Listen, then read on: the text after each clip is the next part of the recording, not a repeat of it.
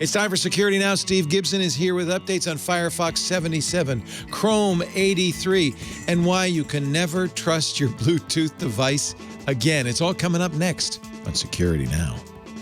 Security Now comes to you from Twit's LastPass Studios. Stay in control when it comes to your company's access points and authentication. LastPass makes enterprise-level security simple for your remote workforce. Check out lastpass.com/twit to learn more. Podcasts you love. From people you trust. This is Twit.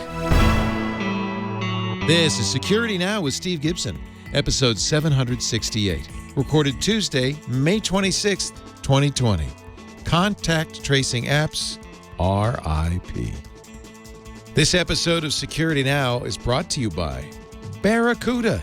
Did you know that 91% of all cyber attacks start with an email? To uncover the threats hiding in your Office 365 account, get a secure and free email threat scan at barracuda.com/securitynow.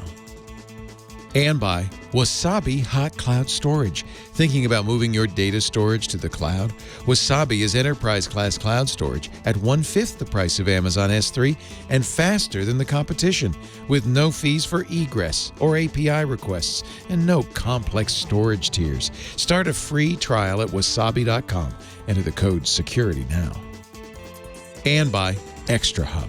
ExtraHop helps you keep your business secure and available with SaaS-based cloud-native network detection and response. Get tips on securing and supporting remote access, or check out the full product demo at extrahop.com/securitynow. It's time for Security Now, the show where we talk about your security, privacy, safety, health, and technology. I loved last week. Steve Gibson is here. He's the explainer-in-chief. He did a great job on Wi-Fi 6 last week. I really appreciated that. I got more feedback on that than I've had in a long time, Leo. Yeah. I was sort of actually a little self-conscious about, like, did everyone want to have that? But the answer was yes, apparently. You have a little schmutz on your chin. I know. What the hell looks is like that? a mouse pointer. I just tried to wipe it off the No, screen. it's us. Oh. If I could get somebody in the main studio just to move that. Oh, don't eat it. No, it's Oh. That'll Can you move the mouse, John or Burke?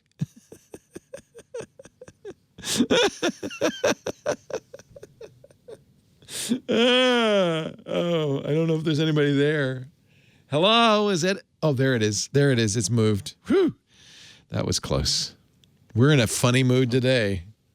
Okay. I'll tell you. So, yes, I enjoyed the Wi-Fi 6 because, you explain stuff so clearly and well, and I've always enjoyed those kind of computing fundamentals episodes we did way back when. So anytime you want to do that. Yeah, and they're still there, but it's just not possible to get people to, like, we're all busy and everyone wants to know what's going on, and there's this sense of, like, oh no, we need new. So right, we got to do both. We got to do both. You're the king of security news. So we have episode 768 today for May 26th, our last podcast of May. Where is the year going, Leo? Wow. It's just zooming by. By the way, I didn't have it can continue to zoom initially. Go by fast. Go 2020, not my favorite year. Yeah. No. Yeah. We unfortunately it's going to be a necessary part of solving the 2020 problem is living through it and acquiring herd immunity one way or the other. So I read something about some research that some modelers had done in the UK about the percentage of people who would have to be using contact tracing apps in order for the system to be effective. Thus, the title, Contact Tracing Apps, R.I.P. It's just, and that also gave me a segue, though, to sort of pull all this together. So we're going to end up talking about that a little bit, but we're also going to begin with some browser news to examine a nifty new trick to be offered by the next Firefox 77, and we're going to spend some time on the many new features, mostly on how to enable them, being offered in Chrome's 83rd edition, which just came out. And there's like a whole bunch of cool stuff, but they're all turned off. So it's like, hello, okay, well, we want them, and they're all good, so we're going to turn them on. Oh, good. We've also got Adobe's 4 emergency out-of-cycle patches. We won't spend much time on that because, again, how can you have a remote code execution in something that animates characters? I don't know. We've got a surprisingly robust and well-designed jailbreak for iPhones. I've heard you guys talking about that on the previous podcast on MacBreak.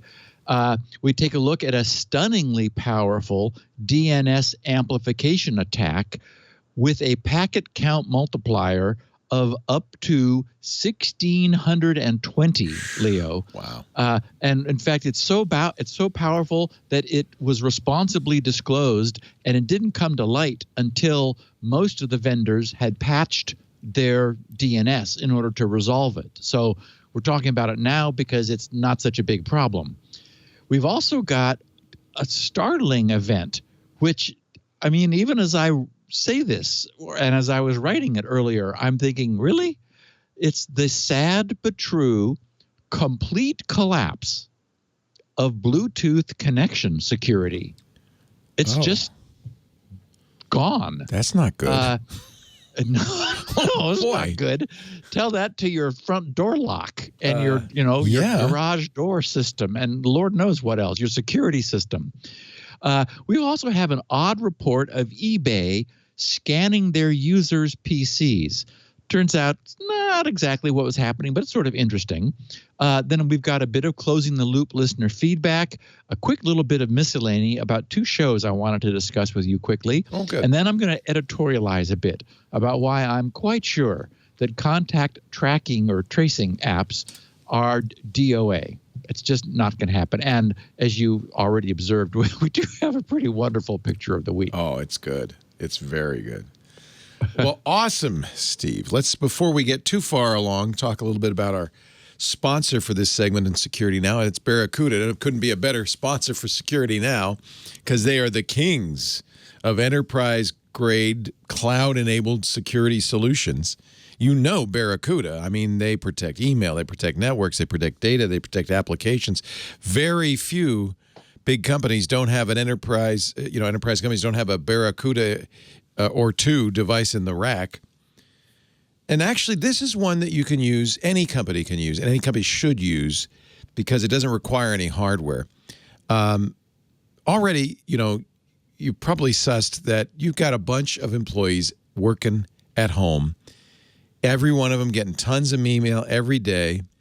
Did you know that 91% of all cyber attacks start with an email? There's spear phishing, there's ransomware, there's account takeover, conversation hijacking. 91%. So you've got all those employees out there. You've got them working at home where they're kind of, out and going commando out in the world without that nice Barracuda box in the rack at work. And now they're getting thousands of emails, and there's all these threats. One wrong email, one improper click of the mouse can cost you money, customers, your reputation, can damage you in ways that are irreparable. Barracuda researchers have seen but this is great, by the way. Read the Barracuda blog. It's fantastic. This is where I got this. They've seen a steady increase in coronavirus-related spear phishing attacks.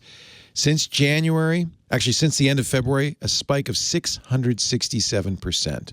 6.6 times more spear phishing attacks since the end of February. Why? Because they know your employees are at home and they're maybe a little bit more relaxed. They don't have the protections they had.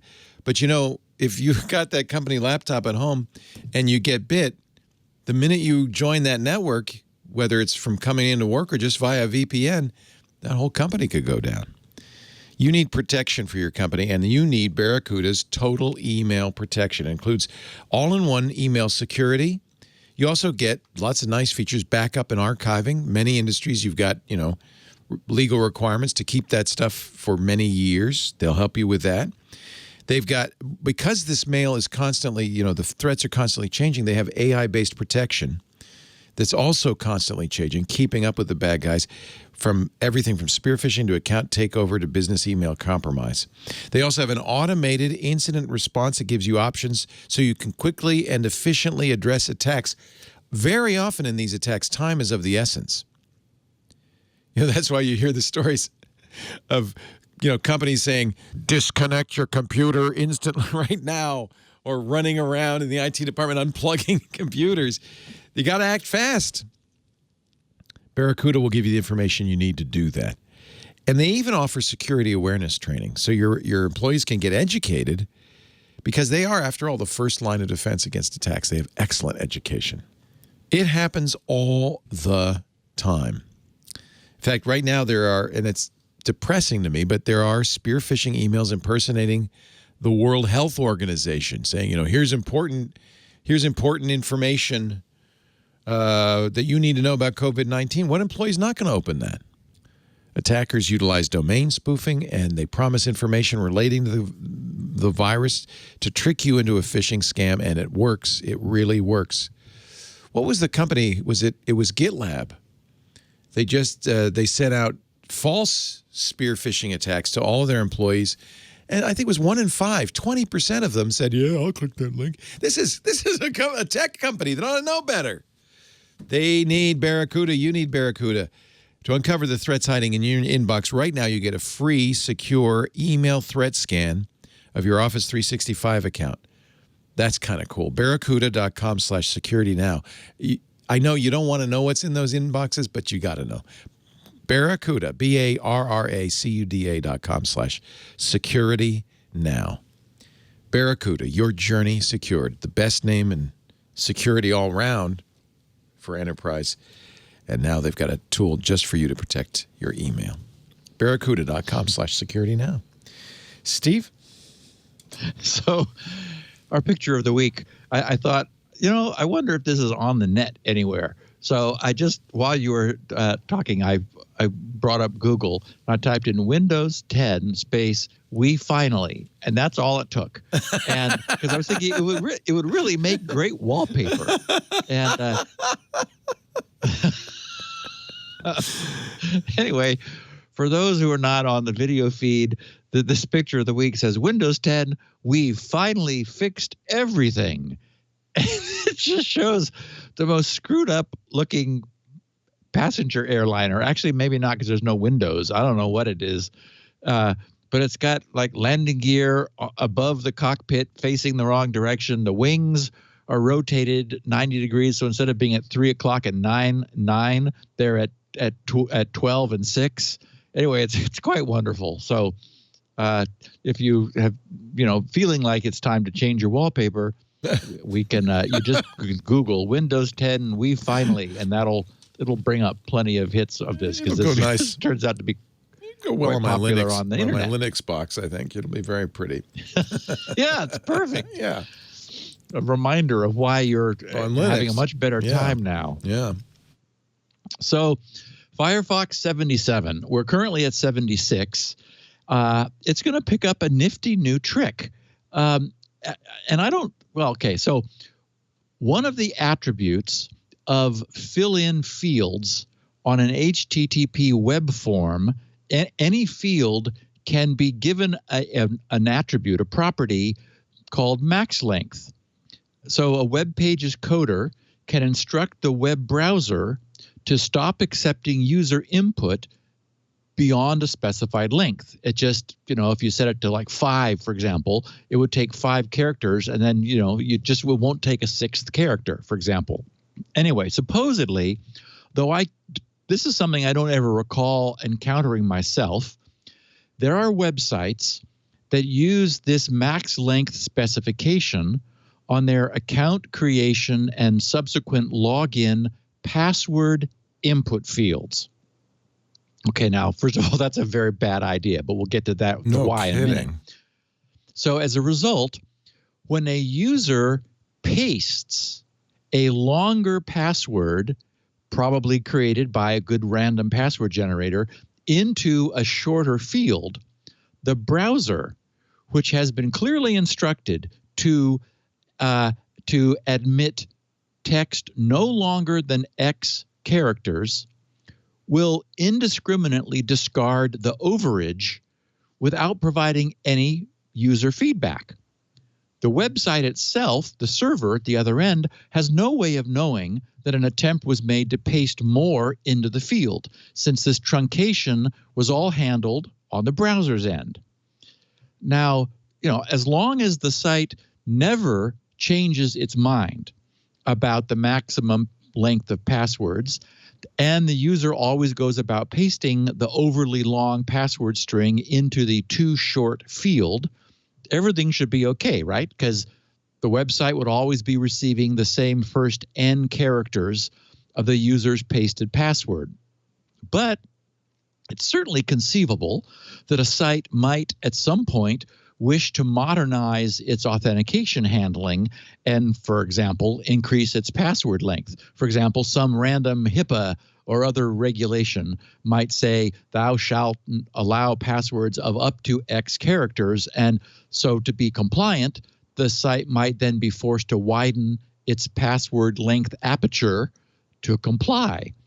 So now suddenly more of the user's same password would be admitted, and a great deal of breakage and hair pulling would ensue.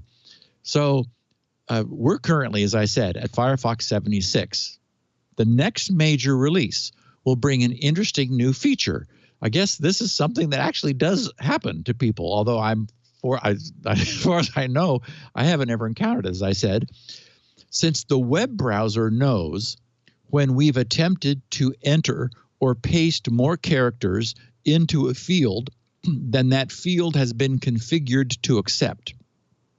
Starting with Firefox 77, when this is attempted, there will be an immediate bright red rectangular highlight with a message that says, please shorten this text to N characters or less. You are currently using Y characters. So I guess it wouldn't apply to inputting, because you would be typing and maybe you'd stop seeing it going in. On the other hand, password fields are often obfuscated with, the big black dots. And if you kept typing, you might not know that they were no longer being accepted. So it'd be interesting to see exactly how Firefox handles that. But anyway, just sort of a random weird thing that, again, poor site design, but on the other hand, there's no protection from poor site design. And I'll conclude just by re-implanting what everyone in this audience very well knows. Password length limits are dumb. Period. Dumb, dumb, dumb. There's absolutely no conceivable justification for them. Every recipient of the password that is, someone who receives a password should immediately hash it. Or even better, in the browser, before it is even sent over the wire, script that is handling the form submission should pick a random salt, use it to drive a PBKDF, password-based key derivation function, and then send the resulting hash with the salt over the wire. So the recipient never has it in the clear. There's never any reason for any employee of the website, the recipient, to have or to see the password in the clear. They never have any need or reason to send it or read it over the phone or check it versus what, in a conversation. The only proper way to deal with passwords that cannot be supplied for whatever reason is to have the user somehow re-authenticate their identity through some other means. Unfortunately, and typically, it's the only way to do that is by having them able to receive email at a previously registered address and then send the password forgiveness link to that email account. It's not great, but it's the way the world works today. So anyway, it makes sense for a password to be required to meet minimal complexity requirements, which can be enforced by some script on the web browser. but there's just no good reason to place a cap on a password's maximum length or complexity. There just isn't. I can't think of a single good. I mean, yes, I get it that there are like back end mainframes at CompuServe still running, COBOL that have a wired in password length of 12. But in that case, take 12 digits from the hash and store that rather than the password. Yeah, there's no reason to limit what the user can do. So anyway, that's Firefox. We just got Chrome 83 that we were talking about, because remember that when the stay-at-home mandate landed, we were at 80, and 81 was planned but then was delayed. And because I guess Google is running on a calendar, they just said, well, we don't have time to do 82, so we're skipping it. But we're going to give everybody 83 on schedule. And so that's what happened. So we just jumped from 81. I had 81.04044.183. Looks like an IP address, all except for the 4044. That would not work. And then went over to 83 dot whatever. And we got a bunch of new goodies. There were 38 security problems fixed, but mostly lots of UI improvements. And, in the interest of rolling these out slowly, they're not enabled for anybody right now, which is, I don't get it. But at the same time, I did have Chrome stop receiving Control Vs. I wasn't able to paste into Chrome after I turned all these on. I don't know that there's any connection between that happening. I think I've had that happen before in Chrome's Docs app, and so I just closed Chrome and started up again, and then I was able to paste again. But anyway, that did happen. So we have cookie management, both for incognito and regular modes, simplified and clarified. We've got global and per site website settings made more clear. The site settings control has been reorganized into two separate sections to make it easier and more clear. People item has been renamed to you and Google, which is where the sync controls are now located. And Google says that many people regularly delete their browsing history, which I didn't know about or of. Anyway, they've moved clear browsing data control for doing that to the top of the privacy and security setting, although I also noticed you can get to it even quicker through the More Tools pop-up menu off of the main menu. But in any event, so Chrome also offers a new safety check feature, which provides a number of services. It will tell its user if the passwords Chrome is storing have been compromised, and if so, how to fix them.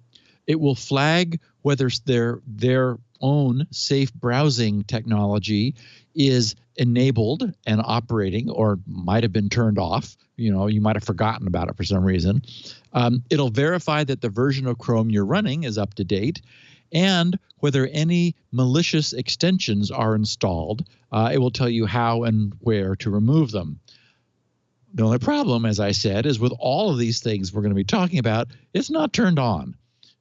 So you'll be going a lot to Chrome:///flags. That brings you to an unbelievably long list of settings. Now, Firefox has the same thing. It's useless. There's so many things there without the search box. Fortunately, there is one. So Chrome:///flags, and then in the search box, put privacy. What you'll find there is privacy settings redesign, which is what they're calling it in this not yet released incantation. So you want to switch it from default, which someday may be default on. Right now it's default off, and you turn it to enable. Then it will, down in the lower right, a big relaunch thing will light up. You want to click that. It briefly shuts down and restarts Chrome. And then this new safety check option that wasn't there before appears. I clicked check now, which is the big blue button, and I ran a check. I got all 4 check marks indicating that the things Chrome had just checked for me were all okay. So it's not doesn't feel like it's a big in-depth thing that it's doing. Maybe they'll add more stuff there in the future. They've got lots of room for it, so that would make sense. Also, with this release of Chrome, Google has started blocking, and this was nice to see because Safari is the only browser that's ever done this, and I've never understood it. Started blocking third-party cookies by default, not globally, but at least in incognito mode. And they've put, because they wanted to make sure, like, I guess they feel this is an aggressive thing to do, there's a big banner you get in incognito mode after, once again, you have turned it on. So back at the Chrome://flags page, this time you search for improved cookie controls. That will find for you that item, which you set to enable, restart Chrome, and then go to the incognito mode, which, is all dark, assuming that your normal browsing is white, as mine still is, or light. And you get a little description of what incognito mode is, followed by this banner, block third-party cookies. When on, sites can't use cookies that track you across the web. Sounds great. Let's have everybody turn on always for all browsers. But no. Anyway, features on some sites may break, they say. So there's a switch there, and it's on by default. Anyway, new feature. Thank you very much. I don't know if you have to enable the cookie control for that to be the case. I think you probably do, because it's not just UI, it's improved cookie controls. I don't know whether incognito mode always had third-party cookie support turned off, or if it's on and now you can more easily see it. There's also an extensions toolbar menu. When enabled, it adds a little puzzle piece icon to the right of the group of extensions that you may already have displaying in Chrome to create a quick access dropdown for managing those extensions and their management. So again, the Chrome flags page, and if you search for extensions toolbar menu, you'll find it. Turn it on, restart Chrome. Now you get the puzzle piece, and when you click on it, you get a cool little drop down that allows you to more quickly access your extensions. Otherwise, you go through the traditional menu extensions, and that takes you to a whole page. This is just kind of a little quickie.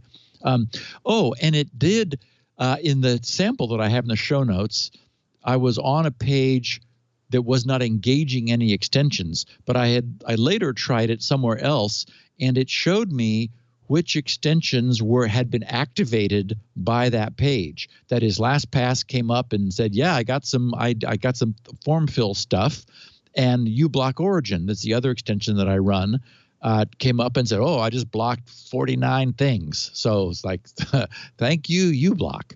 Anyway, cool little app. Of course, those things both show those items in their little widget tabs on the toolbar. So just another way of getting to extensions.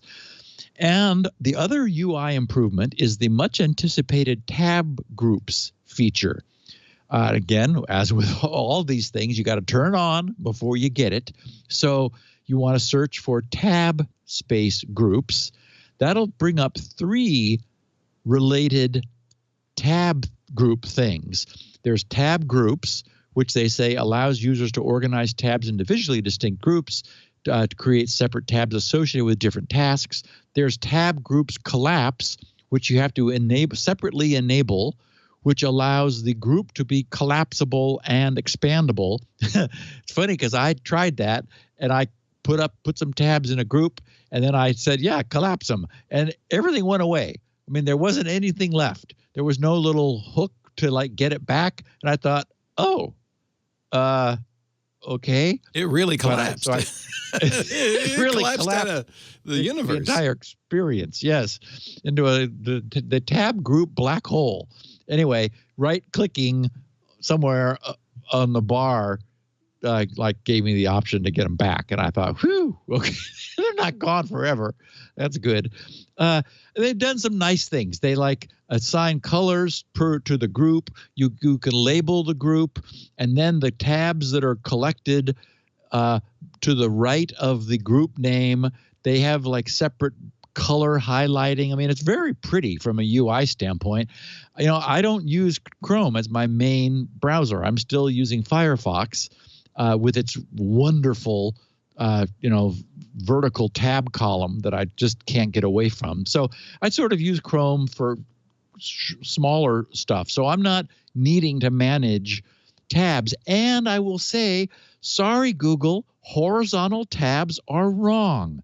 The moment people see Edge, where you can click on the little button in the upper left and the tabs go vertical, it's the end of horizontal tabs across the galaxy. They will just cease to exist because they are fundamentally wrong. You really like those, don't you?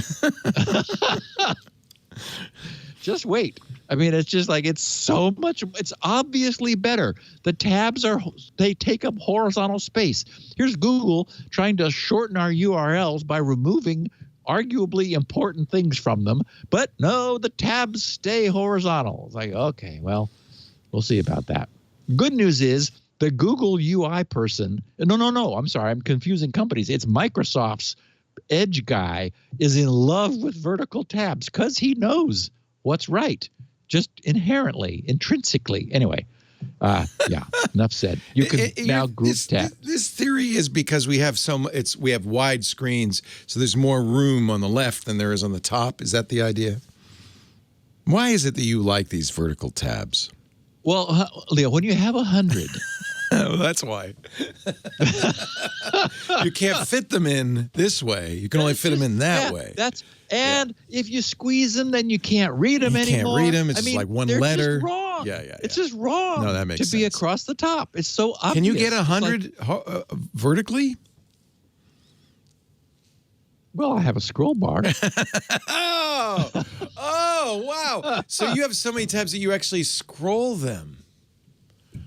Wow. It's wonderful. It's just wonderful. Wait, The world will see. When Edge has that button, we're going to be on here. I'm going to say, now, Leo, I want you to reach up to the upper left corner and press that little button that you've never pressed. And you're going to go, oh. And I'll go, uh-huh. That's what I'm talking about. I just don't keep that many tabs open, so it probably doesn't matter to me. Yeah, I do pin tabs. I love pinned tabs, but, that's only for stuff I don't change around a lot. I don't know. I have some of those too. Yeah, I'm not a big. I don't know. You're a tab guy. Yeah. I'm kind of a messy desk person, So I've got this little tray along the top of my keyboard, and it's with just paper got clips, old lifesavers paraphernalia. Yeah, I've got a button, a little push button here, a little micro push button. Yeah, you might need that. I got an SD card for some reason, a micro SD. And I have a little surface mount speaker, and anyway. But I have to point out that tray is a horizontal tray. You wouldn't want a vertical one of those. Ah, you got me. That's true. Although I do have my function keys on the left. Oh, wow. Where'd you get that keyboard? Vertical, you have an old IBM keyboard? School, Northgate OmniKey 102 with the function keys where they're supposed to be. They are not supposed to be across the top. They're supposed to be running down there in 2 rows or 2 columns on on the left. But And the floppy disk is supposed to be... I lost that battle completely. Right in the front there, the floppy. And none of these, the little 1.5 inch, whatever they are, but the nice big 5 1/4 inch floppy. That's what we want. Yeah.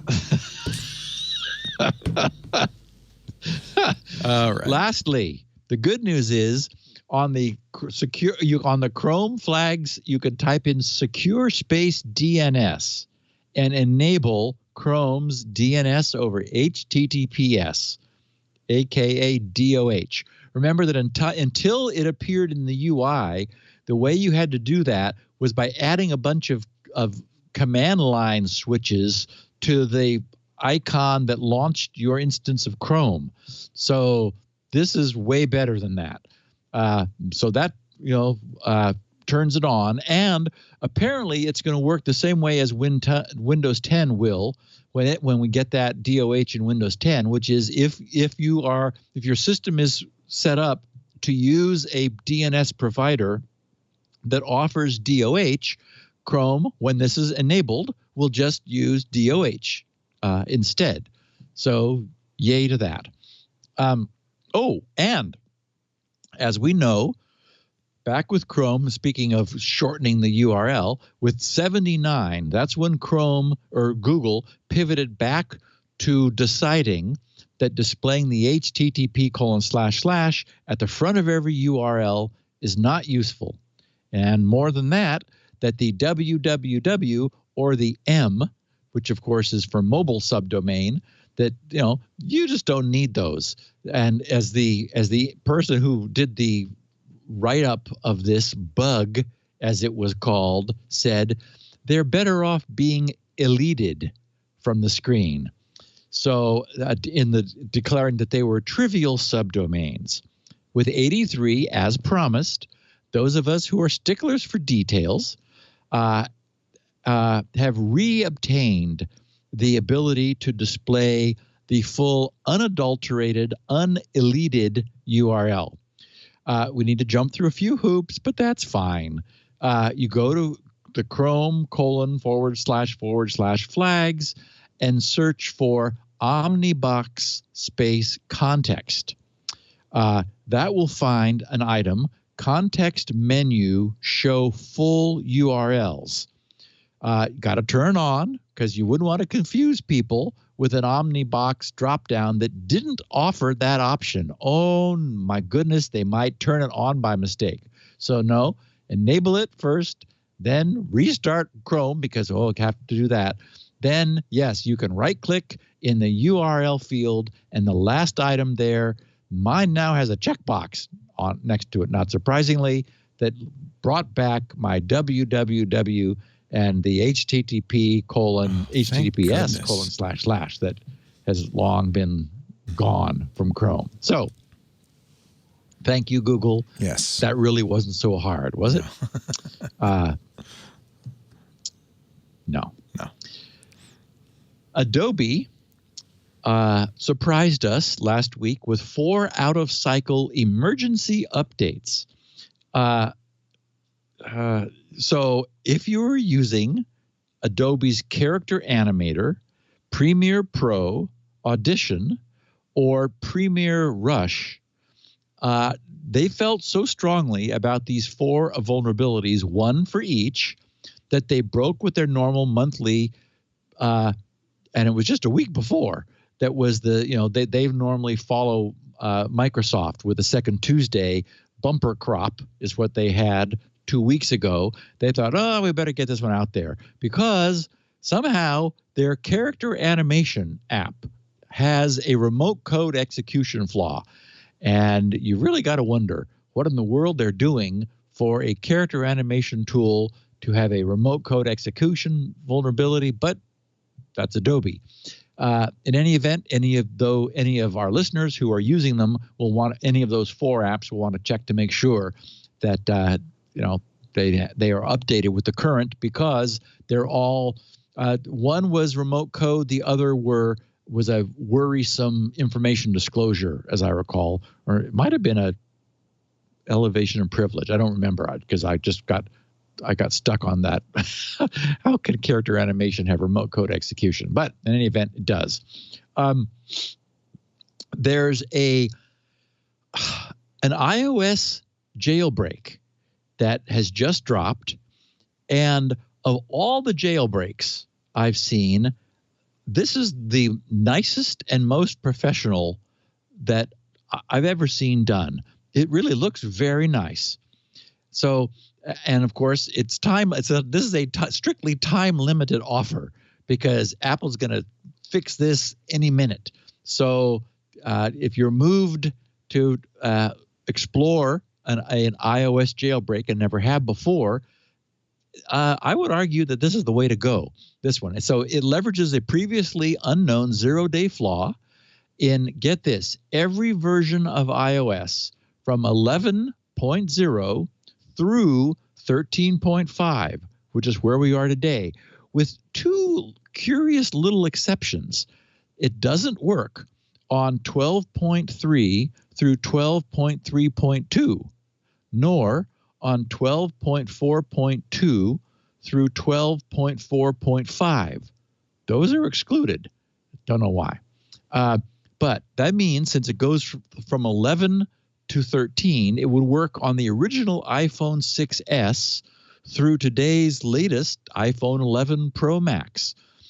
And I mean, it really has the professional or the feel of a professional jailbreak. I've never been tempted to do that. I heard you talking about this on MacBreak Weekly, Leo, and I agree with you.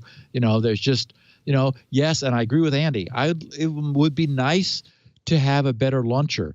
My biggest gripe with, I don't mean to diverge, but with iOS is that I'll have so many apps that I don't know where they are. And I'll go through the pages looking for it, and I can't find it. So I finally go, okay, fine. I'll do the search. I pull down, go to search, type in a couple characters, and it finds it. Most long-term, it just shows it to me in the menu. It doesn't show where it is. It doesn't help me know where it is. It used to show you the folder it was annoying. in. I know. They took that feature out. It used to say it's in this folder, and they took that out. I think that a lot of people just use the search mode. That's it. They just go, I don't know where it is. I'm going to pull it down. I actually organize everything into named folders, logical folders. Yep. But yeah, it's and a terrible yours, Leo, system. all of them had red things on them because that's inside every too. one of the folders there's something screaming for your attention. Yeah, I have to go through everything and turn off all the notifications, which is a pain. It's not. Yeah, it's primitive. It's not much changed since 2007. But at the same time, here's my real question about jailbreaks. I mean, it's professional that, but a jailbreak always means they have to take advantage of a security flaw, right? Yes, this is a zero-day flaw, which they will Apple, because Apple doesn't want anybody to do this. Right. This is that's why it's a big deal. It's a jailbreak. If it was just a walk-in, then it wouldn't be a big deal. Right. Okay. So remember that Checkmate, also known as Checkrain, that jailbreak leveraged a flaw in earlier physical devices boot ROM, which allowed a single boot duration takeover of iOS. And that one worked on iPhones from 4S through iPhone 10. And because it was leveraging a flaw that was discovered in the boot ROM, those hardware platforms can never be fixed. This everybody will be able to use that who wants to on iPhones up from 4S up through 10, but not afterwards because Apple fixed the problem with iPhone 11. It's called the Uncover, UNC0 VER, and anyone who's interested, uncover.dev is the site, with O of cover being a numeric 0. I hope they grabbed the other one if it was available and bounced it over to the hacker spelling version. So if you're curious to play with a jailbreak, and again, there's really not much you can do, as you said, other than download apps from non-Apple Store places, and that's of course fraught with risk. But the site explains that it's very compatible. They tested it on a gazillion devices and very stable. They said, utilizing proper and deterministic techniques, jailbreak stability is guaranteed. They also claim security. Utilizing native system sandbox exceptions, security remains intact while enabling access to jailbreak files, meaning apps. They said, and under extensively tested, they write, Uncover has been extensively tested to ensure it's a seamless experience on all devices. Uncover works on all devices on iOS versions between 11.0 and 13.5. Below, you can find a list of all devices they've been specifically tested. And boy, when you click that, show me the devices, it opens up a really long list of things that they've verified. So anyway, they have they're very proud of this work, and they had something under important information that I thought it was important enough to share. So they explained that it's stable and enable freedom from the moment you jailbreak your device. Built-in runtime policy softener allows running code without Apple's notarization and pervasive restrictions. Proper runtime modifications to iOS kernel modify security features as necessary and result in, and then they've got a number of things they're proud of, no extra security vulnerabilities. Uncover preserves security layers designed to protect your personal information and your iOS device by adjusting them as necessary instead of removing them. With this security adjusted on your iOS device, you can run your favorite jailbreak apps and tweaks while still being protected from attackers. Stability and battery life. Uncover is tirelessly developed and rigorously tested with software stability and battery life in mind. If you're experiencing issues with stability or battery life, we recommend searching your device for faulty tweaks. Reconciliation of services. Services such as iCloud, iMessage, FaceTime, Apple Pay, Visual Voicemail, Weather, and Stocks have been reconciled and still work on the device. So other things don't break. Future software updates. And this is a little confusing. They said the ability to apply future updates is retained. Modifications to iOS kernel are done in memory. This results in the jailbroken iPhone, iPad, or iPod Touch staying operable when a future Apple-supplied iOS update is installed. However, for iOS updates, they note, Uncover team strongly cautions against installing any iOS software update that breaks Uncover, well, as the next one is sure to, 13.5.1, as you can't re-jailbreak on versions of iOS that are not supported. Yeah, there's a euphemism for you, by Uncover at that time. And then finally, jailbreak legality. It is also important to note that iOS jailbreaking is exempt and legal under DMCA. Any installed jailbreak software can be uninstalled by re-jailbreaking with the Restore Root File System option to take Apple's service for an iPhone, iPad, or iPod Touch that was previously jailbroken. So anyway, I'm very impressed. If you were ever thinking of playing with a jailbreak, I would argue this is the one. These guys really did a nice job of essentially doing nothing more than allowing you to use as they put it, notarized apps, unsigned apps, and only being able to purchase them through the Apple Store. So I'm not promoting it, but you can do the jailbreak under Mac OS or Windows. Technically, you can use Linux, but you have to have an Apple developer account if you're going to use Linux. Windows and Mac have methods that don't require that.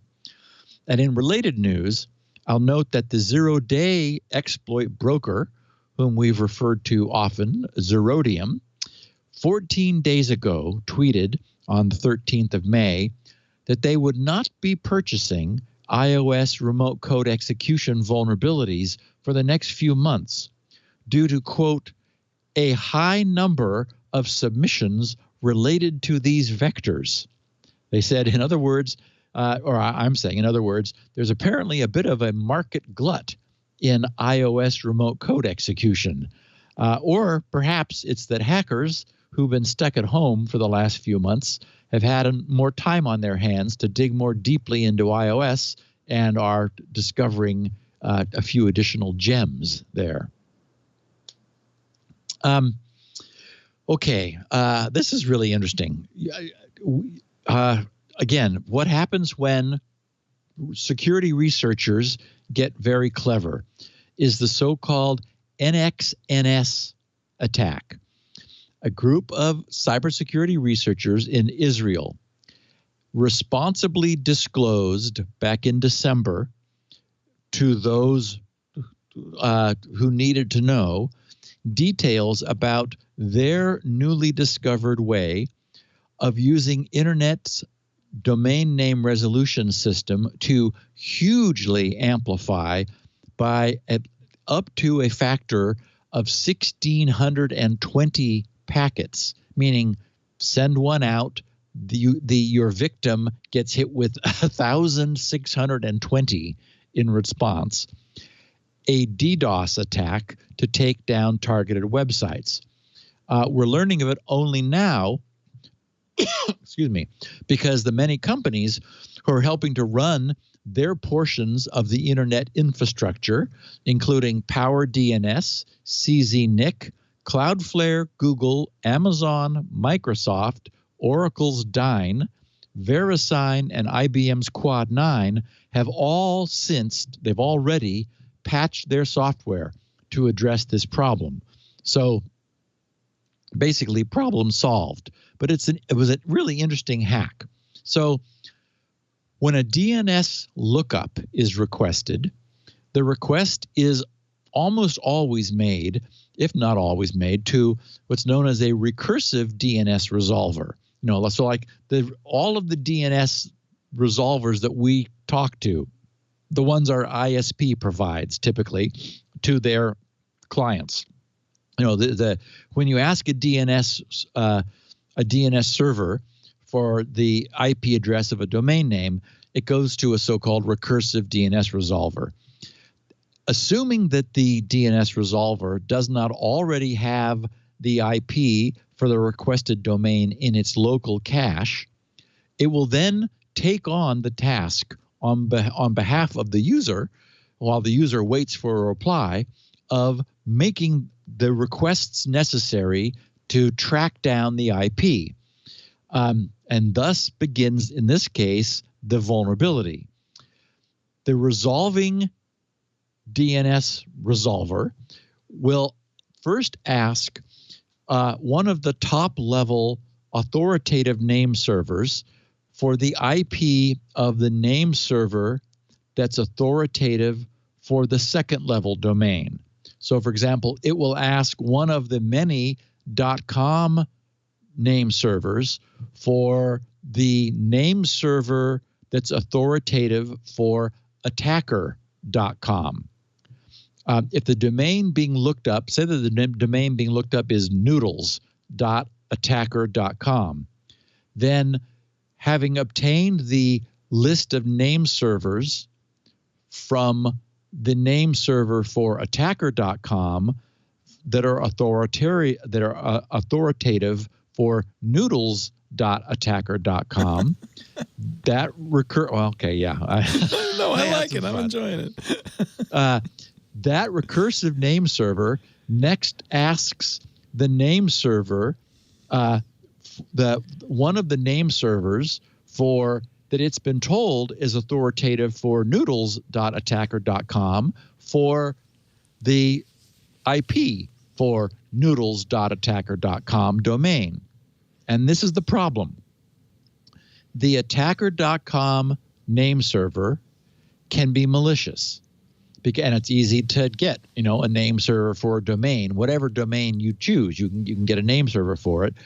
It can provide a long list of apparently unique, that is distinct name servers, and there's no length limit to how many name servers you can have.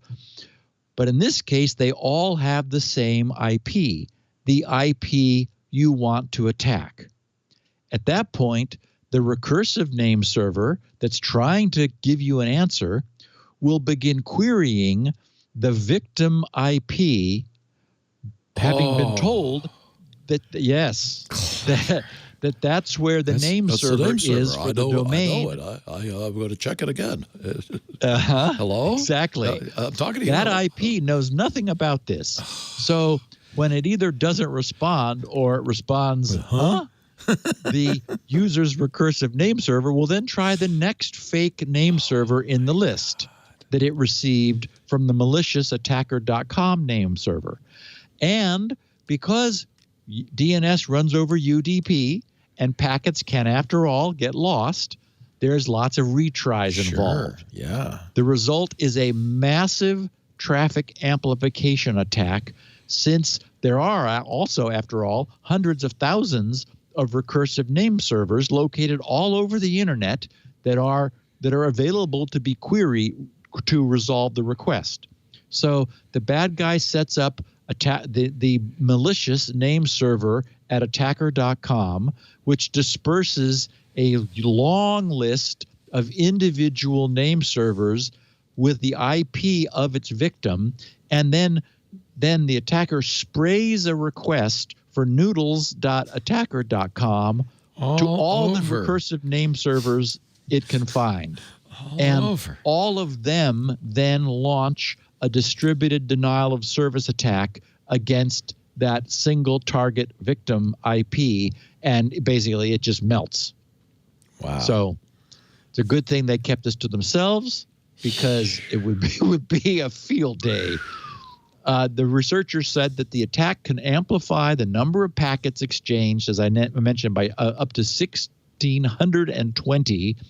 They said, our initial goal was to investigate the efficiency of recursive resolvers and their behavior under different types of attack. And we ended up finding a new, seriously looking vulnerability, the NXNS attack. They said the key ingredients of the new attack are: 1, the ease with which one can own or control an authoritative name server; 2, the usage of non-existent domain names for name servers; and 3, the extra redundancy placed within the DNS structure to achieve fault tolerance and fast response time. They recommended that network admins who run their own DNS servers update their resolver software to the latest version. And interestingly, when I went looking for additional information, the www.nxnsattack.com site was unreachable, both for it and for the research PDF. It just timed out. So maybe they're getting a little of their own medicine at the moment, being DDoSed by someone who's at home and thinks that they wish that had not been solved or fixed. Who knows? And Leo, I think we're at about our midpoint. Let's take our second break. Sounds good to me, Stevie. We have an ad for noodles.hacker.com. Interesting. I don't know how they knew. No, I'm just kidding. I'm just joking. Our show today brought to you by Wasabi. It's that hot stuff you put next to your sushi. No, it's hot cloud storage. And it is the perfect solution for anybody who's putting a lot of data, especially if you're trying to keep up with all this data you're generating by buying more hard drive storage, on-prem storage. Whoa, that's crazy, when Wasabi is arguably more secure and definitely less expensive than your on-prem storage. And if you're a managed service provider, you're going to love it if you're reselling, because you can earn more while charging less. That's how much less Wasabi costs. 80% less than Amazon's S3. And significantly less expensive than on-prem storage. In fact, typically, you can put data up in Wasabi's cloud where it's going to be safer for less than the annual cost of the maintenance fees for the same amount of storage. Never mind the actual hardware. Wasabi's disruptive price-performance model makes buying cloud storage just a natural addition. I've talked before about the high-rise in Boston. Wasabi CEO David Friend was telling me about this. They had just put in security cameras all over. What they didn't think about is that these security cameras are generating like a megabyte a minute. Actually, I think it's a megasecond of data constantly, all the time, 24/7. They've got dozens of cameras. Suddenly, they're buying more hard drives every week. They're buying more storage. They're buying giant arrays. You can't keep up. When they found out about Wasabi, they said, "Oh, it's just a no-brainer. You're going to save money. You're going to get, I think, arguably more secure storage. 11 nines of durability.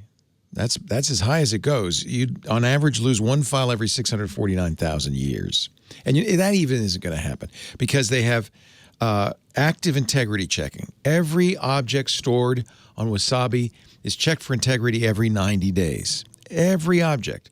So if even a bit is off, don't worry because Wasabi hosts your data in premier Tier 4 data center facilities that are highly secure and fully redundant.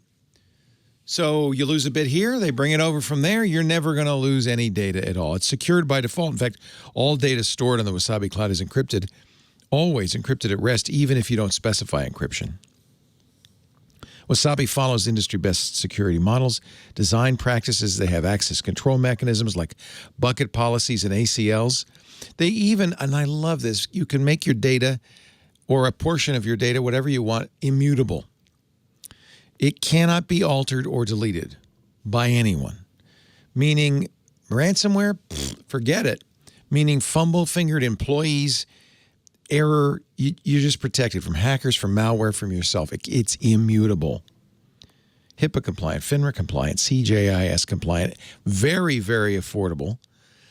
$5.99 per terabyte per month. That is a great price, but you can even save more with reserved capacity storage. If you are like that high rise in Boston, you know, we know we're going to use another, petabyte a month. You can buy cloud storage ahead of time, reserve it. And if in this way, you're going to save money. If you're thinking about buying more hardware storage, compare the price against 5 years of reserved capacity storage for the same amount of data. You'll be blown away. You could buy cloud storage in 1, 3, or 5 year increments. And of course, because you're buying in bulk, you're going to get great discounts both for term and capacity. Just one more way Wasabi makes it affordable. Pay as you go or reserved capacity storage. They're really great. They are API compliant or compatible with Amazon S3. So you have tons of tools. You already know how to use it. You already have tools that'll use it. It's S3 compatible. But unlike Amazon's S3, they don't charge you for API access. They don't charge you for egress. That always gripes me. I'll store stuff on S3, forgetting it's going to cost me more money to get it back. Not Wasabi. Never any fees for egress or API requests. They don't have all those complex storage tiers. It's very simple, very easy. Enterprise class cloud storage at a fifth the price of Amazon S3 and faster, up to 6 times the speed. 6 times the speed. Look, I know, the boss says, check out Google, Microsoft, and Amazon. We need storage. And he's never heard of Wasabi, I or she. I understand that. But if you say to them, look, here's the benefits we can get with Wasabi. I know more and more people, even individuals who are using Wasabi for their cloud backup. I know a lot of people. I just read about how you can use Wasabi for your website. People are getting it. They're discovering it, and you should get in on this. Calculate the savings for yourself and start a free trial of storage for a month so you can, try it for a month. Get an idea. Go to wasabi.com. Click the free trial link. Please, if you will, enter the offer code SecurityNow in there so that you saw it here. I really want Steve to get credit for it now. That's wasabi.com. Free trial. SecurityNow is the offer code. Join the movement. Migrate your data to the cloud. It's significantly less expensive and much more secure than any on-prem solution. WASABI, wasabi.com. Offer code SecurityNow. We thank Wasabi for supporting SecurityNow and the Twit network.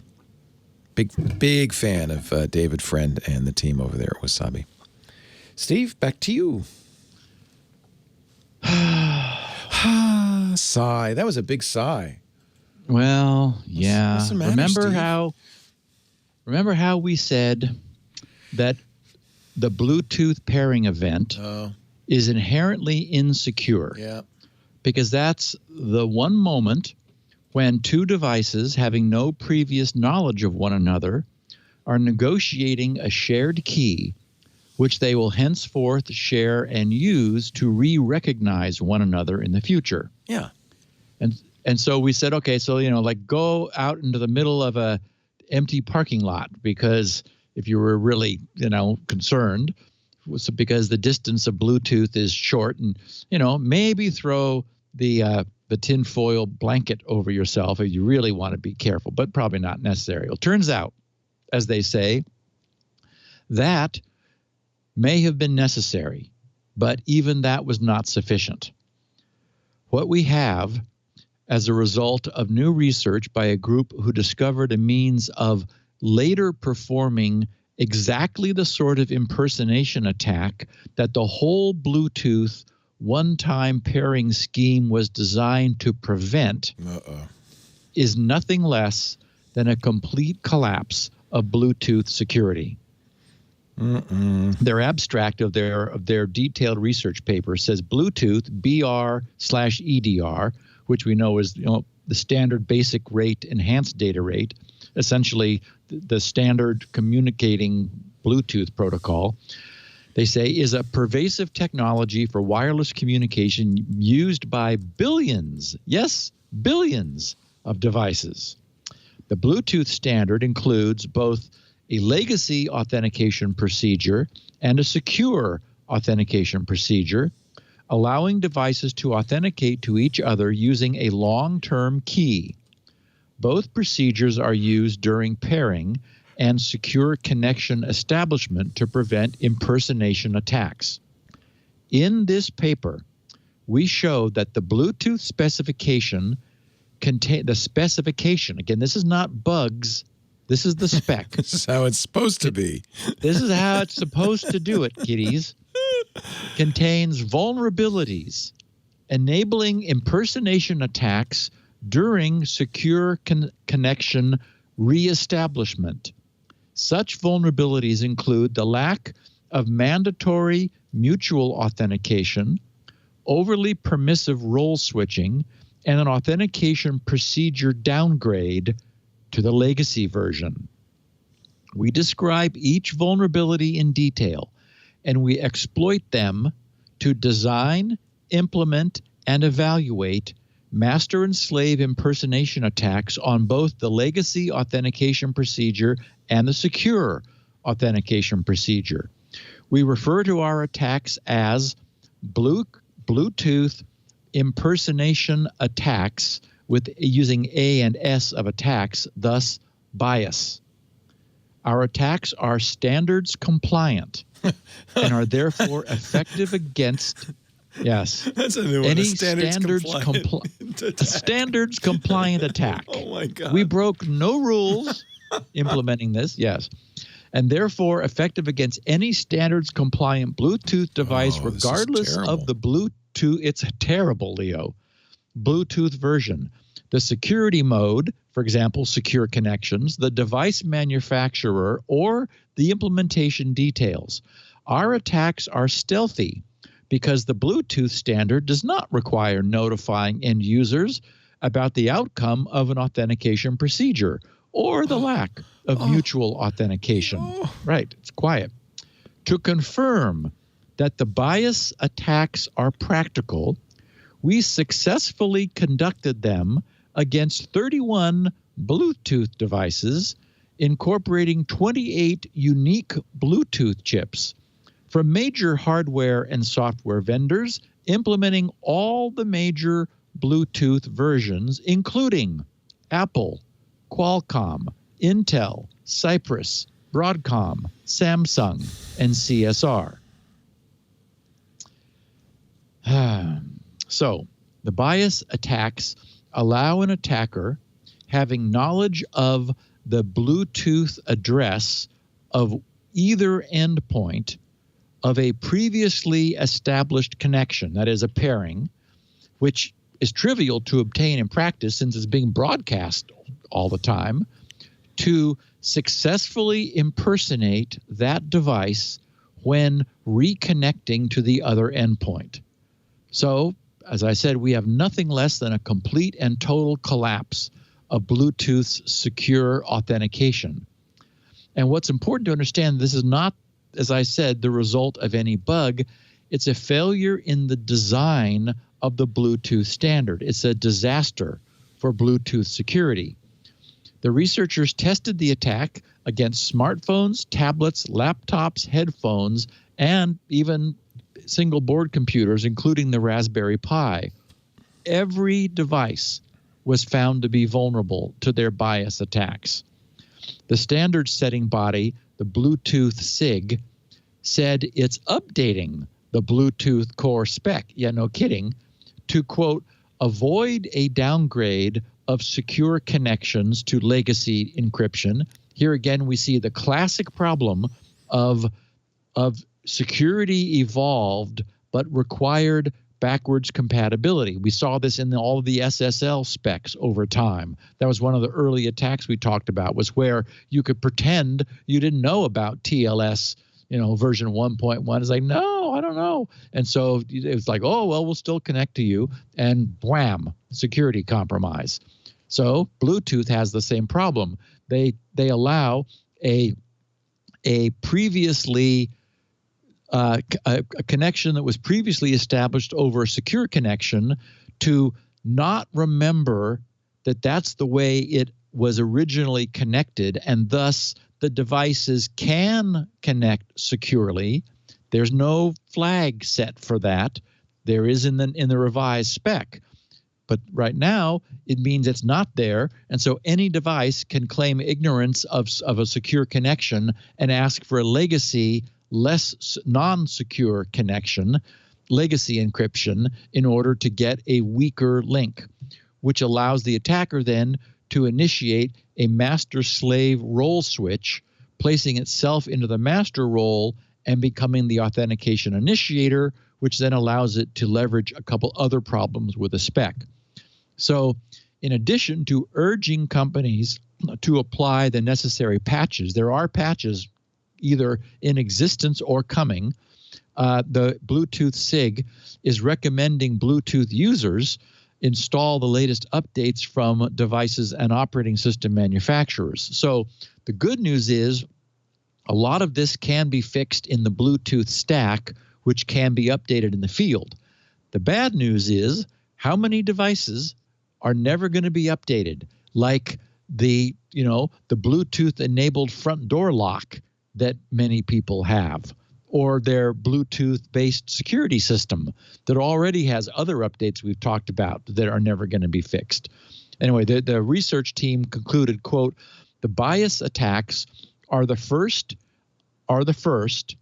uncovering issues related to Bluetooth's secure connection establishment authentication procedures, adversarial role switches, and secure connections downgrades. The bias attacks are stealthy, as Bluetooth secure connection establishment does not require user interaction. We all of us who use Bluetooth know that. We're not being annoyed, which is what we would consider it, if every time our pencil gets within the tablet range, something happens. No, you do the pairing once, they learn about each other, they remember each other, and then they simply reconnect when they're within range. Well, unfortunately, if you reconnect with a spoofed other device, nothing tells you. So it's patchable, but how many devices are ever going to get patched? Anyway, important security research, but not good news for Bluetooth. Hopefully, we will see updates for all of our, the OS supported stack and updates in our devices in order to fix this. Again, it's not obviously clear what it means for the individual user, but it's again the sort of thing that would just have law enforcement salivating, because they're probably thinking, oh, I know exactly how we can use this. Is it theoretically possible you could create a device that would just walk up to a Bluetooth-enabled door lock and open up the door? Just say, yes, I'm Stacy's cell phone. Hello.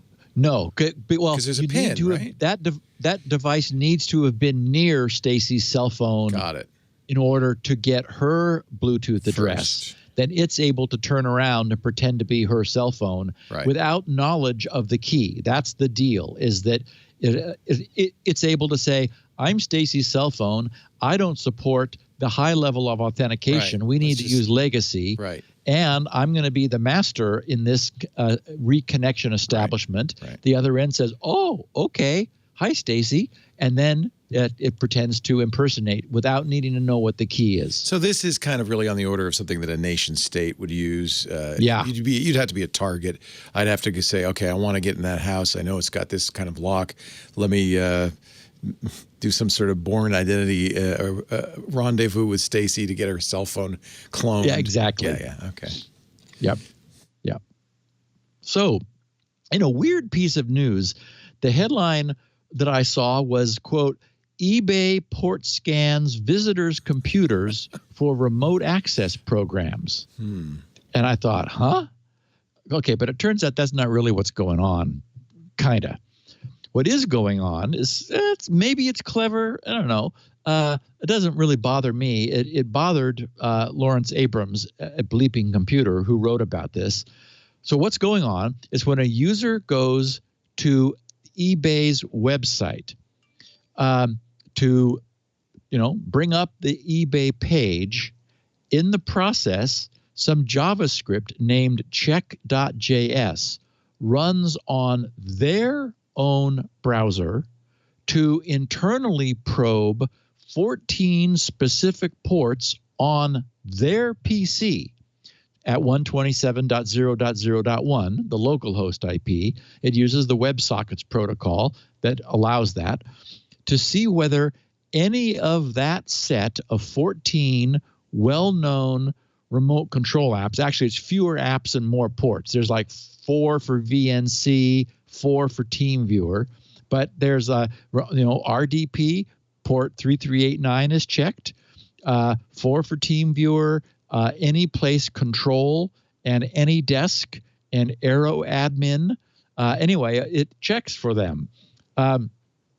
Lawrence, who covered this issue, as I mentioned on Bleeping Computer, he wrote, as the port scan is only looking for Windows remote access programs, it's most likely being done to check for compromised computers used to make fraudulent eBay purchases.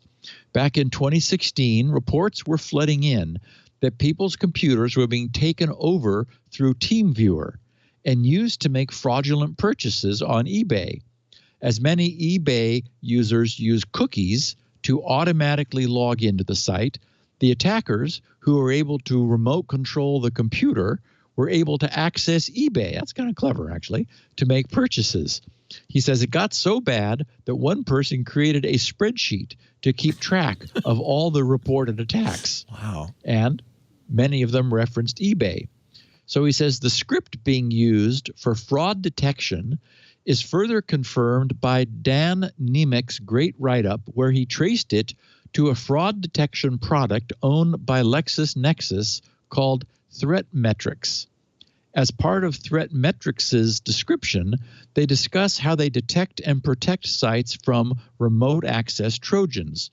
ThreatMetrix's product page explains, quote, malware protection helps businesses mitigate the risk of risk by being protected from man in the browser, MITB, remote access Trojan, high velocity and high frequency bot attacks to low and slow attacks mimicking legitimate customer behavior, ransomware, key logging attempts, etc., end quote. So he says, while the programs being scanned are all legitimate, some of them have been used as remote access Trojans in phishing campaigns.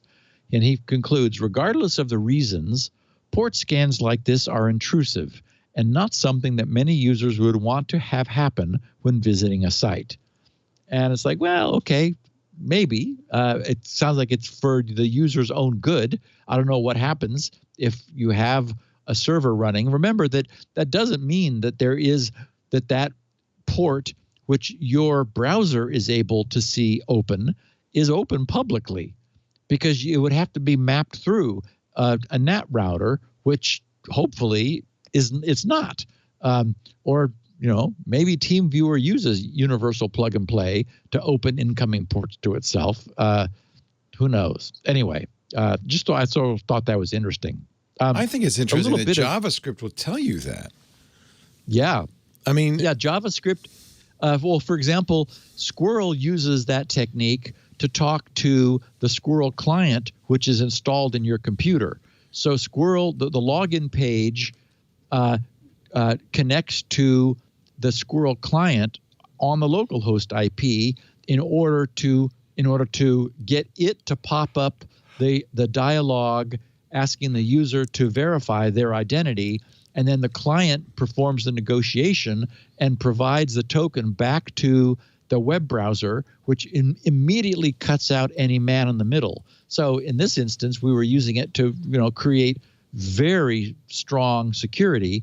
And Microsoft has talked about cutting browsers off from having a local post or I've just forgotten the word. Local port? 127.0.0.1. Oh, IP address? Local host. Local host. Local host. That's okay. Yeah, I'm just blanking on local host. Yeah. Host. So cutting browsers off from having access to the user's own local stack. However, when they've tried that, it broke so many things. It turns out it's very useful. I could see to be able to why you need that and be able to query a specific port and say, okay. But it's just, this is the thing to remember, is that these browsers run software, and the software has a lot of capabilities. Yep. And it can be. Yep. And we're deliberately giving them more every day because we want them to turn into little, app containers. Yeah, that's right. And actually be apps. Our show today is brought to you by Extra Hop. I like Extra Hop so much. I love it because I think of a little bunny whenever I say their name. But it really is about the extra hop your data takes on the internet. The new IT reality is remote access is on a massive scale. Rapid cloud and multi-cloud adoption, a steady increase in IoT devices, all on top of and maybe even related to a rise in cybercrime. Which is why it's more important than ever that organizations see everything going on in their environment. And I don't just mean your LAN. I mean from the cloud to the data center all the way down to the customer. But in order to protect and scale your business, you need more than just, kind of visibility, unified visibility into all those places. You also need context. You need to understand what you're seeing, context for detections. And you need an intelligence response workflow so that you can act on the information you're getting. And that helps teams collaborate easily, act fast, and get the problem resolved. And that's Extra Hop. Think of it as a little bunny hopping around on your internet that helps you detect threats and performance issues up to 95% faster and respond 60% more efficiently. Extra Hop started as a performance monitor solution, but they realized as they were extending through all of these different parts of your infrastructure that they also could see what was going on in threats. And so now it's a fantastic cloud-native network detection and response product. Extra Hop, it keeps your business secure and available with a SaaS-based cloud-native network detection and response. And I'll give you a couple of case studies, some examples. You can see a lot of this on their webpage, which is extrahop.com/security now. Wizards of the Coast uses them. Remember that? They did Magic the Gathering. They do those great games. They use Extra Hop to support and secure their AWS cloud. And I've got a quote from their chief architect and information security officer. His name is Dan McDaniel. He said, quote, "There is no other company that aligns to supporting the DevOps model, the speed, and the lack of friction than Extra Hop." Ulta Beauty, here's another one, uses Extra Hop to secure their Google Cloud, as well as to keep networking and security teams closely aligned so that engineers have more time to focus on innovation and less time playing whack-a-mole. Senior IT engineer John Kreese says, before Extra Hop, this is the quote, "we had limited visibility into what was going on in the cloud. But now we can quickly identify vulnerabilities and exploits and understand how our applications are performing in the cloud." You get both performance and threat monitoring. So take control of your cloud security with Extra Hop. Get tips on securing and supporting remote access.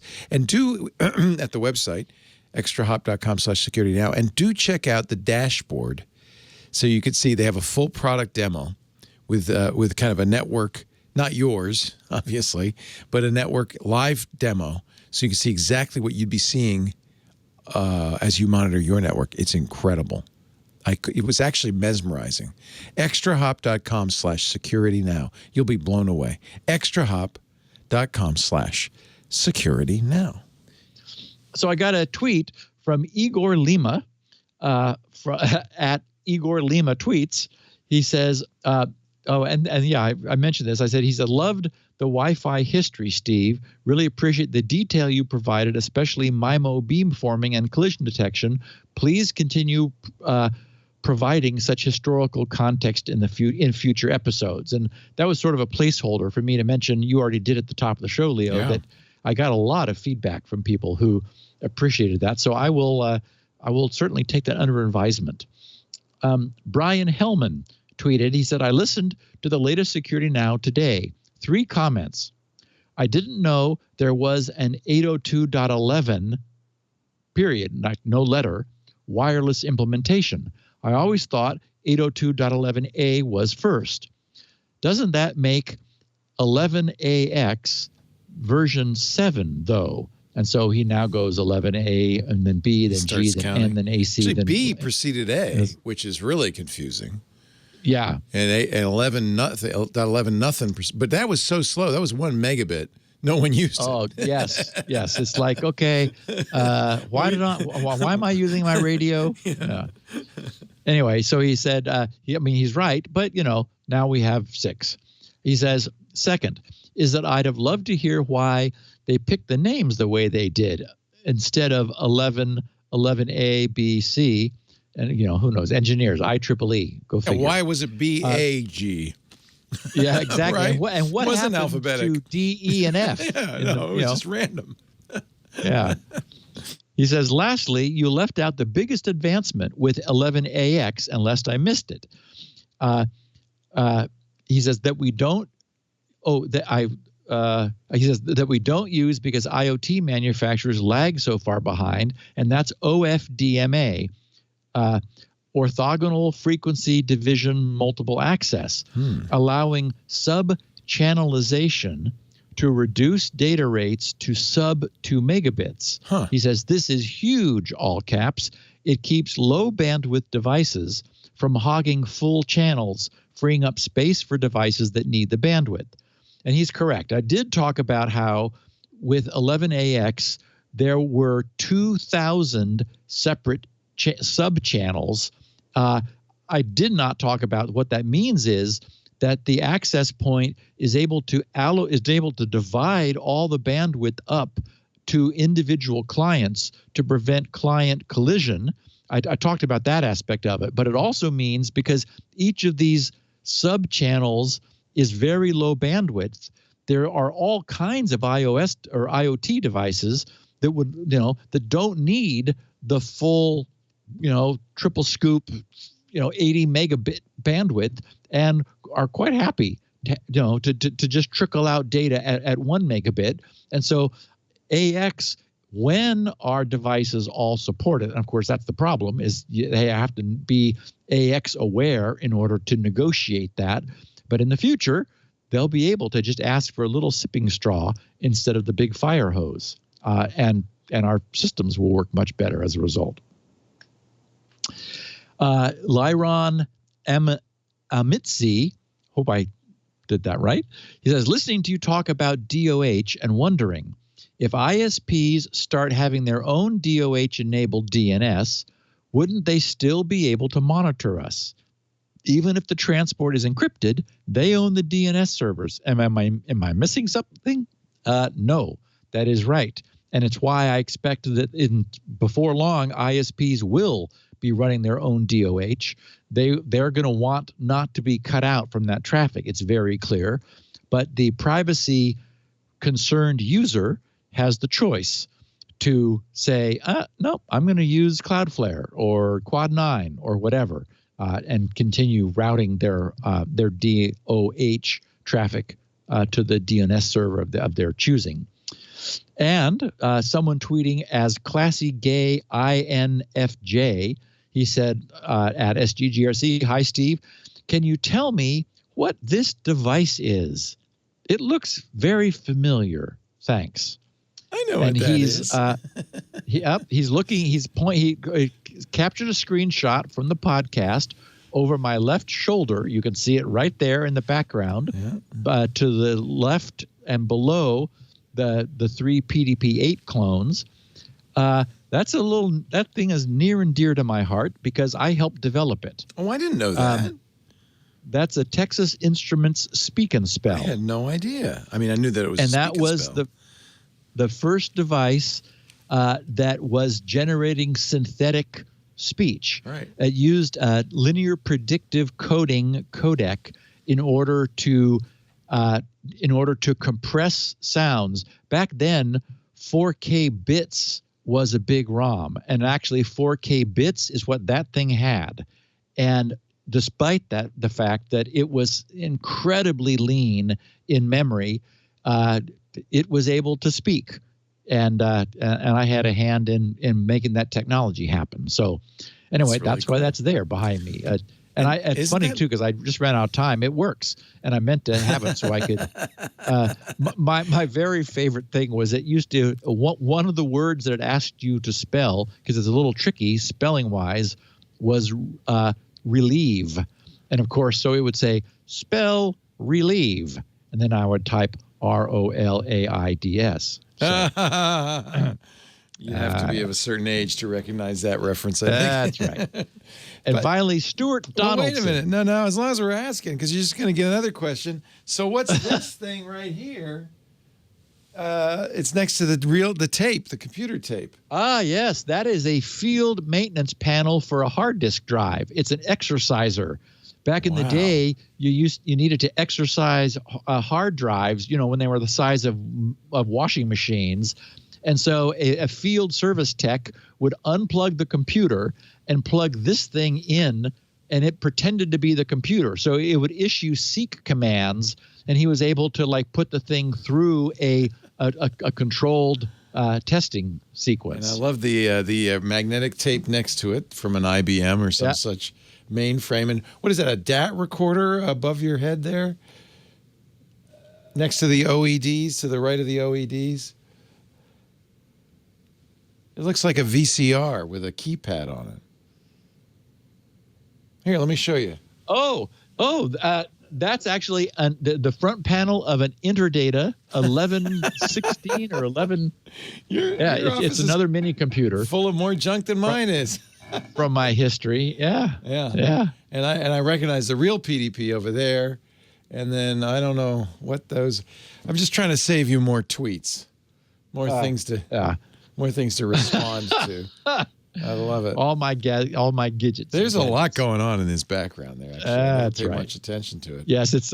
I'm not sure that that's a good thing. I've noticed that while everybody is now doing podcasts and lots of backgrounds. Yes, things from home. Everyone is like, "Oh, look at that! Look at that tree! Look at that globe!" And it's like, okay, well, it's a little distracting. There's a whole Twitter account called Rate My Skype Room, where there's rating people's backgrounds. Oh my Lord! Anyway, to finish up, Stuart Donaldson said, "Hey Steve, you messed me up. You turned me on to Peter F. Hamilton." Oh, good. He says, "I just finished up the audiobook Naked God, the last book in the Night's Dawn trilogy." And weren't there 5 books in the trilogy? I think there were more than just 3. It was a long. Maybe I'm thinking of a trilogy, Adams that definitely there were a lot of books. Had like the 4th book in the Hitchhiker's Guide trilogy. Like, okay, Douglas. He says, "Now I have 6 weeks of Security Now to catch up on." Oh, because he was listening to the audiobook, and Peter Hamilton never saw a book that he couldn't make longer. Yeah. So anyway, he says, "Stay safe." And I said, I wrote back and I said, "My recommendation for your next read, Stuart, is Fallen Dragon. It's fabulous, and it's a rare Hamilton standalone novel. Then you must read Pandora's Star and Judas Unchained," which are 2 books. And I think we both agreed that set. Fallen Dragon is the best starter Hamilton novel because it's a single novel. It's incredible. And all of the elements of his fiction are in that one book. Yeah. It's really good. Yeah, really good. So in miscellany, 2 little bits. Leo, I wanted to just mention Bosch on Prime. Yeah, we've been. Are you familiar with it? Yeah, we watched all of it. We're going to watch the new season sooner or later. Yeah, I like it. It's good. Okay. Many people recommended it. I finally started, and I'm in the beginning of the 4th season and just absolutely loving it. I think it's just a pitch perfect, hardened police detective series. And I didn't know there was going to be another season, so I'm delighted. Yeah, I didn't either. Yeah. And speaking of another season, HBO is doing Perry Mason. I saw the trailer for this, and that's exciting. It's the origin story for Perry Mason. Yes. Robert Downey Jr. was going to play Perry, and I'm glad he had a movie-making conflict because I would not have liked him as Perry Mason. I don't think I would have been able to buy him playing that part. But Matthew Rhys? I think it's Rhys. He was Henry VIII in The Tudors, and I love. Is that who it was? He's a fabulous actor. He's really good. He was also the husband in The Americans. Yes. Yeah. I'm thinking of Jonathan Rhys, who's the Henry VIII. Oh, okay. Yeah. Matthew Rhys was the husband opposite. I can't think of her name now. Oh, I love her too, Carrie. Yeah. Carrie. Yeah. We all know her. But also in Perry Mason, by the way, it's coming to HBO June 22nd, we get Tatiana Maslany is back. And, of course, we talked about her on this podcast because she played, 9 parts in now I forgot she? that one. Is that Russian Doll? No. No, remember, was it Black Mirror? No, not Black Mirror. That's a series. Somebody will know. Tatiana Maslany. Anyway, we were just blown away that she was able to play so many different parts. Orphan Black. Because she was all the That's clones of herself. Yes. Thank you, Really, really good. Yep. She's the new Della. No, she's Sister Alice. My take on contact tracing apps being DOA. Do you want me to do an ad before you do that? We have one more. Oh, I didn't know we had one more. Yes. Oh, you're replete with advertising today. You have the full set, which is a very good thing. That last one was the penultimate ad of the dragging out the big words. Let's talk about contact tracing apps, Steve Gibson. So I believe that it's doomed. As I mentioned at the top of the show, some academics who have modeled the system have determined that to be effective, 80% of all smartphone users would need to voluntarily opt into using the app, and that's never going to happen, 80%. As we saw, the instant the Apple-Google initiative was announced, both the non-technical and, sadly, the technical press went berserk over the privacy implications. Even highly technical individuals who should have known better spoke out with errant, frightening, and unfounded warnings before they understood how the system worked.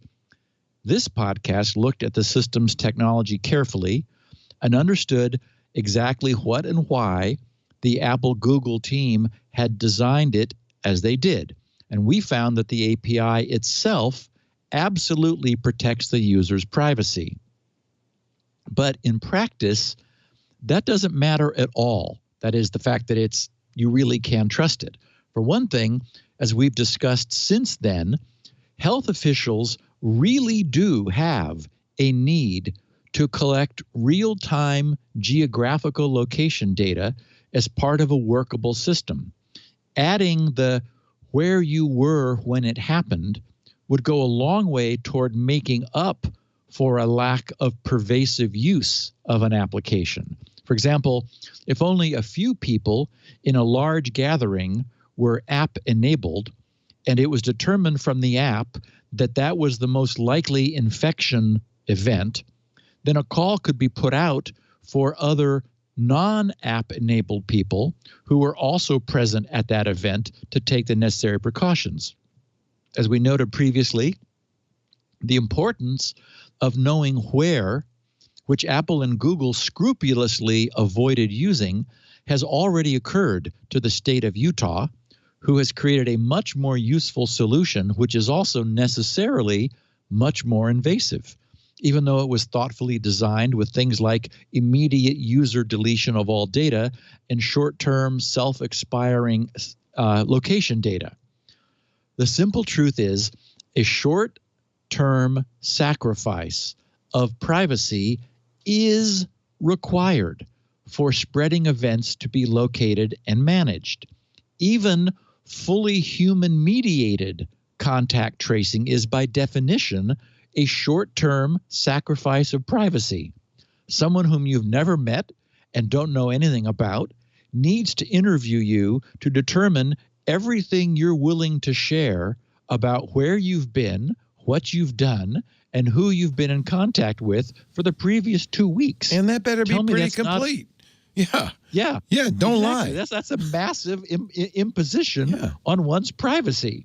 Right. You know, but it's what's necessary. It's what works. You know, and I learned in doing the research about one of those new features in Google.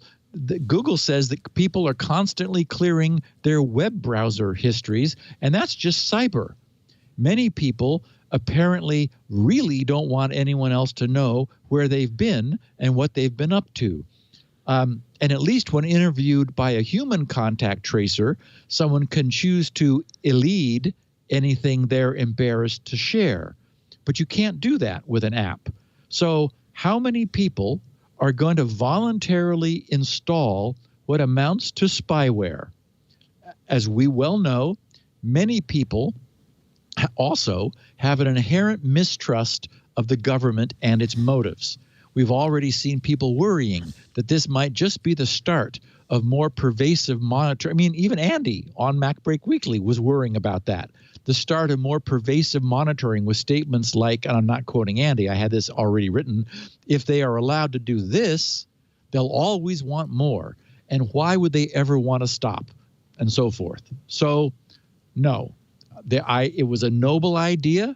I loved the cleverness of the technology. It was fun to dissect it and share its operation with our users. But it's clear that as a voluntary initiative, it's never going to get off the ground. So I just, you know, to me, the idea that of states using a more invasive technology, as I noted, really does make up for the fact, it goes a long way toward making up for the fact that just not that many people are going to take advantage of it. But for those who do, who are involved in events where an infection is present, if you know where and when, then you're able to move that from cyber into physical. And after all, that's what human contact tracing is, you know, physical contact monitoring. So yeah. I just think there's just no chance for software-based apps if they are voluntarily installed. And Bruce Schneier brought up the really excellent point about, and I don't know if you read Schneier's post a few days ago about. I did not. He agrees with you. He says it's not gonna. It's just they don't work because of the potential for false negatives or false positives. People aren't going to trust it, and it's just not going to work. We need human contact tracing. Now, I think these apps could be a useful adjunct to help it. Because one thing I don't remember where I've been everywhere I've been in the last 14 days. Yeah, having good that point. A map of that maybe only I see or whatever, that would be useful. That would jog your memory. Yeah, there's a lot of things that could be useful. But as constituted, Apple and Google have done such a good job of protecting our privacy, they've made their apps pretty much useless to human contact tracers. And we know that human contact tracing is you need extensive testing and tracing, period. So, yeah. Unfortunately, and I think maybe it suffers a little bit from. I think the Apple-Google approach maybe suffer a little bit from just being developed by techies without contact from actual health officials who would have said, "Wait, we need that. We have to know where this happened." It's not useful. That's exactly what Schneier said. He says a tech will always respond with what tech knows how to do because they want to help, but that's not necessarily what needs to be done. It's just what they can do. And I think that's that. I mean, I agree. They did it very well, but it's just from a health perspective, official perspective, it's not sufficient. Yeah, I would love, as I mentioned when we talked about Utah, I would love for the state of California to do an invasive health monitoring app, and I would load it. And well, they're not using the Google API. They're not. They're going to do their own thing. The problem, in my opinion, is I agree. We need testing and we need human tracing. The countries that's been done in it has worked. It's worked very well. It's eliminated COVID-19 cases. Just killed it. Killed it. But I don't think it's ever going to happen in the U.S. We're not going to sit still for that. We won't even wear masks. I agree. This is a country founded on individual liberty, and it's inconsistent with what is necessary to stop the virus. That's why there's all the emphasis on, well, let's get a vaccine, because they know there's nothing else that's going to work. Right. And what that means is many, many, many more people will die. We'll have many more, go back inside. It's not over. And then coming out and going back. And it's going to be a bit of a seesaw for a little while. I think that's right. Yep. Well, there you have it.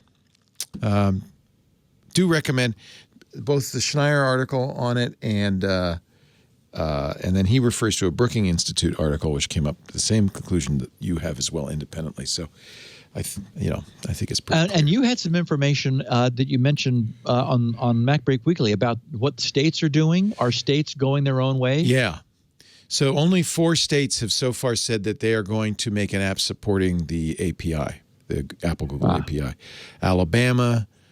North Dakota. I can't remember the 2 others. There's a list. Oh my God, those 2 need invasive contact tracing more than anybody else. Alabama is in horrible shape right now. Yeah, exactly. But California, in fact, it was an article.